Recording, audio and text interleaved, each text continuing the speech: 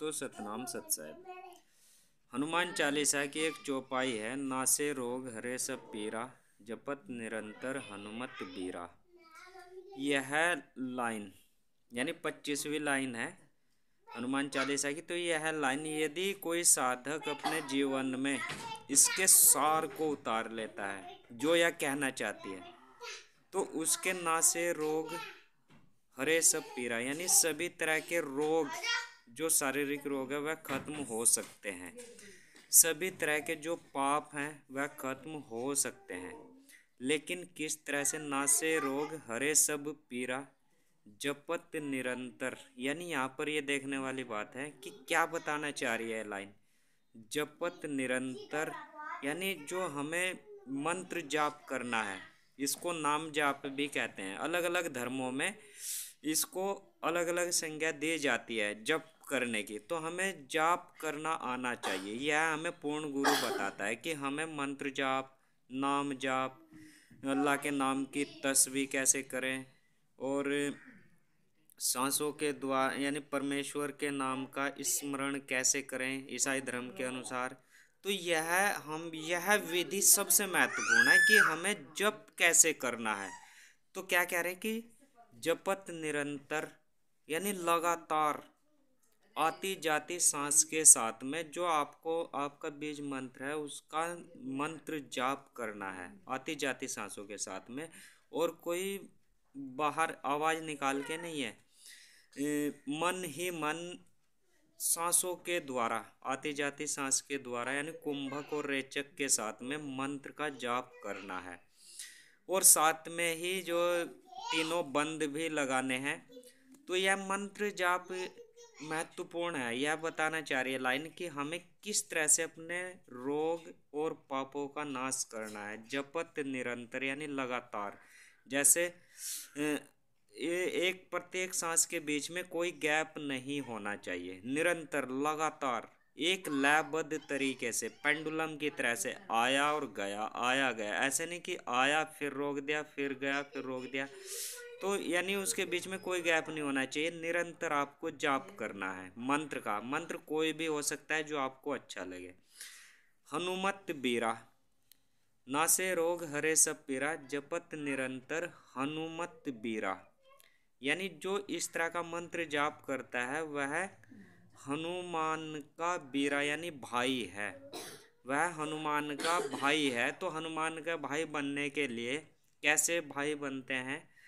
यानी हनुमान जी की तरह के गुण उस साधक के होने चाहिए। उस नाम जाप, मंत्र जाप, अल्लाह की तस्बीह करने वाले या परमेश्वर का स्मरण करने वाले साधक के गुण कैसे होने चाहिए? हनुमान जी के जैसे। तभी वह व्यक्ति हनुमान जी का भाई कहलाएगा। तो हनुमान जी के गुण जो महत्वपूर्ण है गुण है वह सेवा भाव है। सेवा भाव में अपना और पराया नहीं है, कोई भी हो।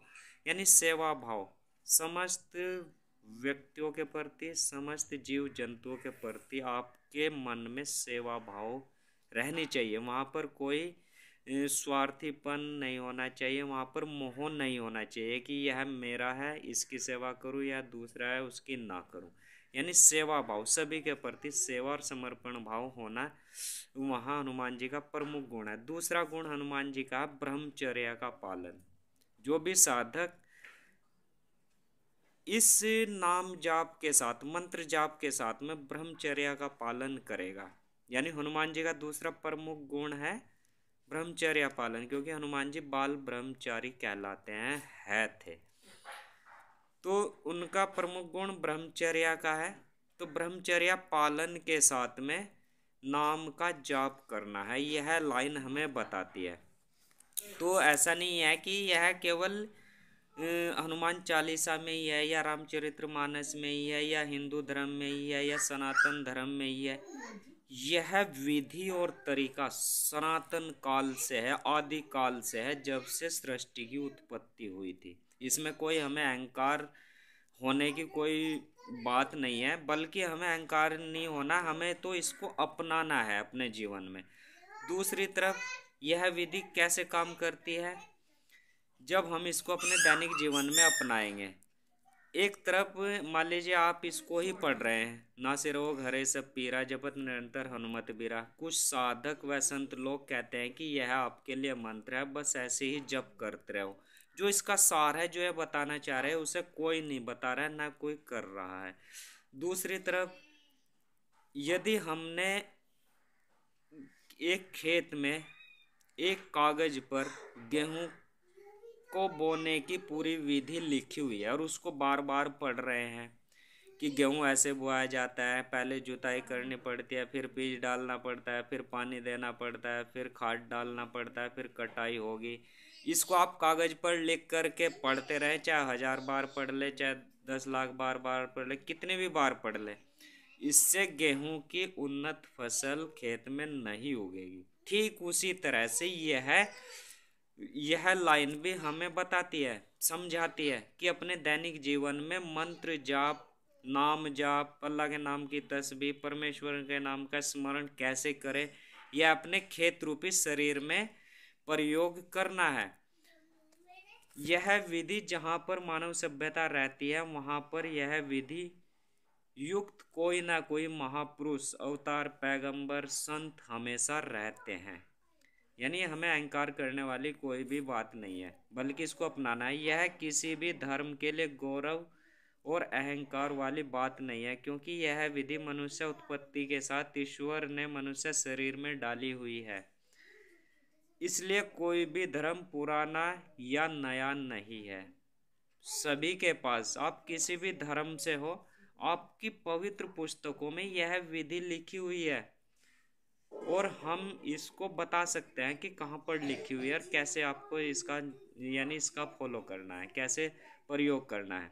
यह सभी प्रत्येक धर्म के ग्रंथों में लिखी हुई है। बस मनुष्य सभ्यता पुरानी है, यानी सबसे पुरानी मनुष्य सभ्यता, और मनुष्य सभ्यता के साथ मानव धर्म है। मानव धर्म संयम, क्षमा, संतोष, विवेक और विनम्रता से होकर गुजरता है। तो यही सबसे पुराना है। यह उपरोक्त धर्म की विधि भी पुरानी है, यानी यह विधि ही धर्म की विधि है। यही विधि आपको धर्म की जो अंतिम लक्ष्य है उसको प्राप्त कराएगी, यानी मोक्ष को। हिंदू धर्म के अनुसार मोक्ष को, बौद्ध धर्म के अनुसार निर्वाण को, और इस्लाम धर्म के अनुसार आखिरत सुधारने को, और ईसाई धर्म के अनुसार अनंत जीवन पाने को। यही विधि आपको धर्म के अंतिम लक्ष्य तक पहुंचा देगी, और यही विधि आपके शारीरिक रोगों को नष्ट कर देगी। यही विधि आपके सभी पापों का नाश कर देगी। तो यह विधि ही सबसे पुरानी है। सबसे बड़ी बात है कि इसको सुनना या पढ़ना है नहीं, यानी केवल सुनने और पढ़ने से काम चलने वाला नहीं है, बल्कि इससे सीखना है कि यह क्या समझाना चाह रही है, बताना चाह रही है। इस विधि को अपने दैनिक व्यवहार में लाना है, प्रयोग करना है। और नासे रोग हरे सब पीरा जपत निरंतर हनुमत बीरा। हनुमान यानी मंत्र जाप, नाम जाप, अल्लाह के नाम की तस्बीह, परमेश्वर के नाम का स्मरण लगातार आपको करना है, और हनुमत बीरा, हनुमान के भाई जैसा आपको बनना है। ब्रह्मचर्य का पालन करना है और सेवा भाव आपके अंदर होनी चाहिए। तो आइए इस ओर बढ़े, धर्म के मार्ग को अपनाएं और अपने रोग, दोष, पापों का नाश करें, धर्म का जो लक्ष्य है उसे प्राप्त करें। सतनाम सत।